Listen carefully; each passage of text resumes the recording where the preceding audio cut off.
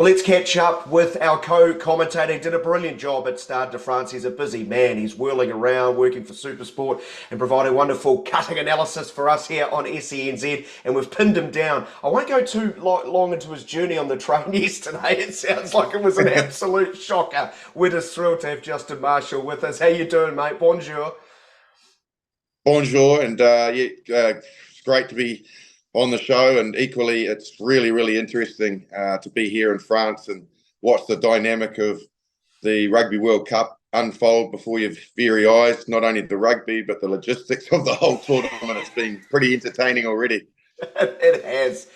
We've had a few days to reflect on the All Blacks French game, and I'm keen to drill a little bit deeper with you on that. But the occasion, Justin, you've played in some amazing venues in your time. You've played in front of some pretty rabid crowds. Without putting words in your mouth, I guess that's right up there as far as occasions, colour, energy, all in sundry. Yeah, well, the expectation for that game has just been building and building like over a couple of years, hasn't it? The fact that the All Blacks were going to be playing the host France, who have completely changed the way that they've played, become the best team in the world. Yes, they've just been pipped at the moment by Ireland, but for consistency over a 2-year period, and obviously the All Blacks are the All Blacks. Like, people have been talking about it for so long, and then all of a sudden it was right on our doorstep, and it certainly did deliver. It delivered in terms of atmosphere. The crowd were absolutely amazing. They certainly got behind the French. There's no doubt that you felt that you were in a stadium that was very much majority France. But it was just an incredibly successful evening. Now, obviously not in terms of results for the All Blacks, but to kick off the tournament, you couldn't have asked for a bigger blockbuster, and it delivered. It did seem to me, Justin, that the All Blacks at least handled the occasion from the off. They made that positive start. We talked about it in the build-up. Start fast, try to take some energy out of the crowd. They played a lot of footy in that 40 minutes. Now that you reflect on the game, did they do enough, though, with that dominance they showed in the opening half? No, they didn't. And good teams in the world at the moment, like France, like Ireland, like South Africa, that they will have times when they get dominated in games. But what they do then be able to do is fight their way back into a game and wrestle the momentum back. And so what you've got to do is, when you do have them pinned down, you've got to make sure that you maximise your opportunity to score points. Because they're always going to come back and have their moment in the game, or moments. And, they've certainly felt that the All Blacks played well enough in terms of found a way to penetrate and punch through a couple of times with some creativity. They got inside the 22 quite a lot in that first half, but they just didn't come away with enough points. Now, that was pretty resilient French defence, but best teams in the world, you've got to break them down. You've got to be prepared to go into the well and just keep digging. And the All Blacks just let the French off the hook too many times. And then when it came down to the crunch in the game in the second half, the French, if you look at it, were much more proficient at accumulating their points. Any pressure that they applied on the All Blacks, they got points from. And that'll be concerning for the All Blacks, that, for all of the good things they were doing, it wasn't being turned into points, which then leads into pressuring the opposition. I remember you saying at the half, credit France are really hanging tough here, which French teams in the past might not have done. But those little moments the All Blacks sort of missed out on, that the pass to Cody Taylor passing it out is a good example. So they start the second half really well. It's a brilliant try, really was. But please explain to me, the 35 minutes after, and you've just touched on it there, 18 unanswered points. That's really troubling, isn't it? It is concerning that, like I said, there's always going to be time in the game when the opposition wrestle the game back into their control and they get on a bit of a roll.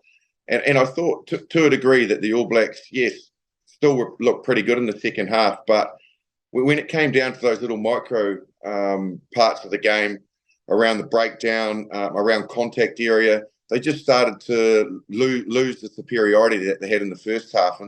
And that's a concern, because again, you can feel that you have lost momentum, but you should be able to fight your way back into it. There's enough leadership in that team.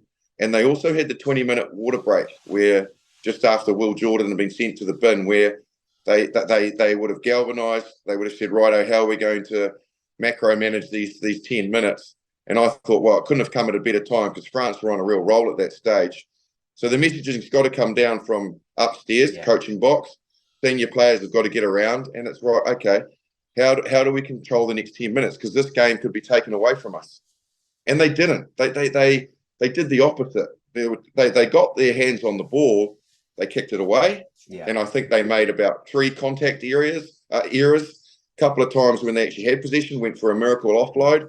Now that's not the way to approach that part of the game when you've got a man down, and I feel that that's really concerning with all of the players that have been to Rugby World Cups before, played in big test matches, that they made those errors, and that nobody recognised that they were really harming themselves and allowing France to dictate through their own inadequacy. Before we move off on the All Blacks and look at the tournament overall, 3 group games remaining, and this might come across as really patronising, and please call me up on this, but I don't look at Namibia, Uruguay as particularly strong opponents. I think Italy can certainly challenge New Zealand for long periods.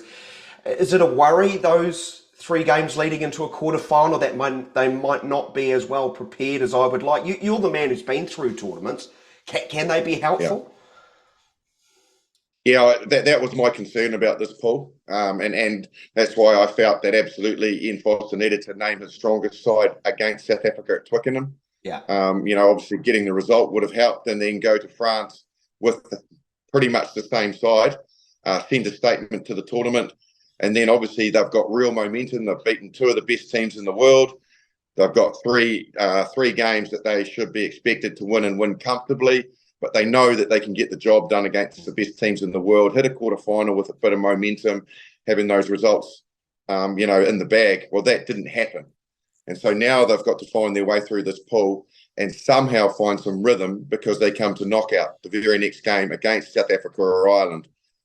So look, in my mind, it's about what Ian Foster does. And if I was him, with putting my All Black coaching cap on, I would be getting my starting 15 that is going to start that quarterfinal, and to a degree 23, but I'm not so worried about the reserves, but that starting 15, and they play every game, and they just get trucked out there. And look, if some of them come off at half time and you bring your subs on, then fair enough.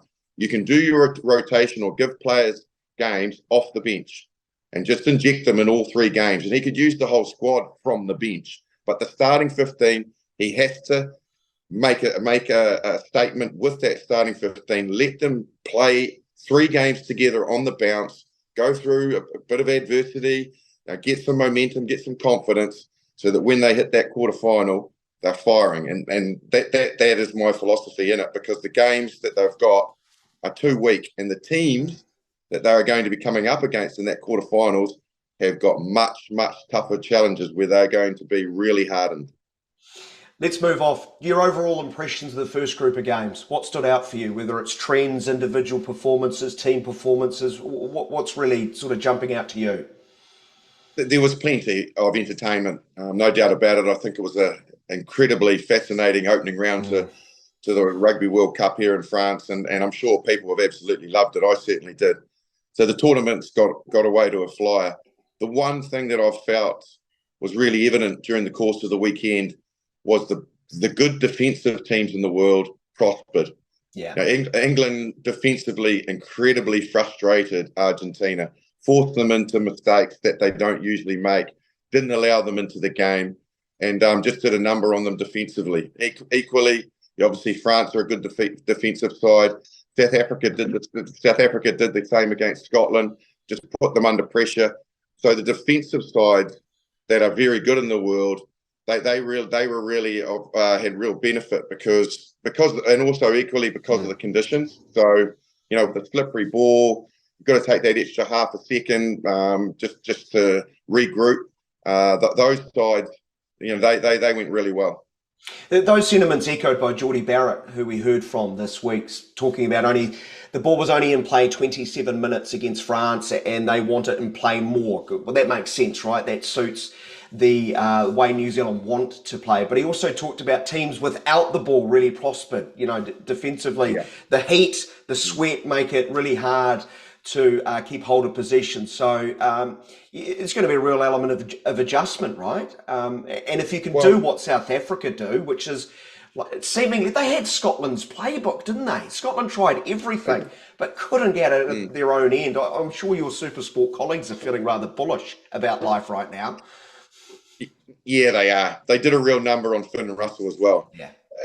I also felt that, with the All Blacks, defensively, particularly in that first half, but in general, they looked after Dupont really, really well, and frustrated him. South Africa did a number on Finn Russell, gave him absolutely no time. The problem for the All Blacks is they do not defend like those three teams that defend that particular way that I've just mentioned, which is South Africa, Ireland, and France. Yeah. Those teams defend really, really narrow. Their wingers come way, way in, and they really shut the field down. That's what England adjusted to. They hadn't been doing that, but they've changed their defence. I don't know whether they were just not doing it before the tournament and working on it. We do not, as New Zealanders, defend like that. So I don't see us making that adaptation. So what we've got to do is find a way to cope with our normal defence to be able to put pressure on players in a different sort of a way without going completely out of our system, because I think it'll throw our players too much. Yeah, just briefly on South Africa. Look, they're really flexing their muscles, aren't they? They know their DNA. That's what the guys that I was talking to, John Smith, Skalkberger, Jean de Villiers, they're all saying, hey, look, we are South Africa. We play Rugby World Cups a particular way. To a degree, it doesn't go too far away from the normal way we play our game, but we know our game well. Do the All Blacks know their game well at the moment? Because you feel, with the performance against France, that there was too many things that went wrong. Discipline, there were areas of concern there, but equally, kick strategy was really, really off. You don't see South Africa wavering. They know their DNA. They stick by it defensively and offensively, and they just get on with the job each week and bring it to you.